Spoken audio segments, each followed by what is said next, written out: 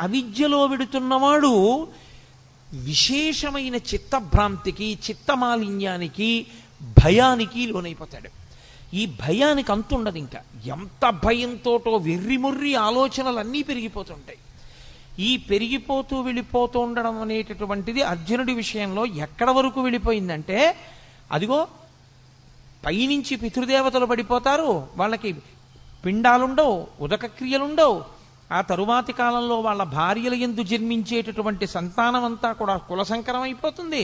ఇంతమందిని చంపేసి నాకెందుకు ఈ నెత్తిటికూడు, ఎన్నిన్ని పెద్ద మాటలు మాట్లాడేస్తున్నాడు, అక్కర్లేనివన్నీ మాట్లాడేస్తున్నాడు. మాట్లాడనిచ్చాడు, బాగా మాట్లాడనిచ్చాడు.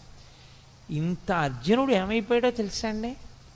ఇంతమంది శత్రువుల్ని అస్త్రప్రయోగం చేసి చంపగలిగినటువంటి అర్జునుడు తన మనసు తనకి బరువైపోతే, తన చిత్తము మలినమైపోతే, తాను పెంచుకున్న భయానికి తాను వశుడైపోతే, తాను గాంధీవం వదిలేసి కూలబడిపోయి కృష్ణ పరమాత్మ యొక్క కాళ్ళ మీద పడిపోయి బావా బావా అని పిలిచేటటువంటి వాడు ఒక ఆశ్చర్యకరమైనటువంటి మాట అన్నాడు.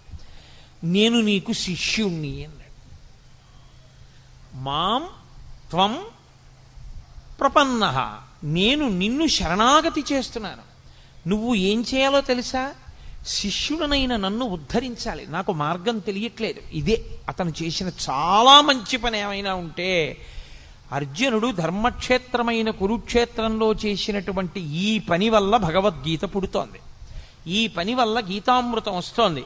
ఈ పని వల్ల వచ్చినటువంటి గీతామృతం కాలంతో, దేశంతో సంబంధం లేకుండా మానవాళిని తరింపచేస్తూనే ఉంది.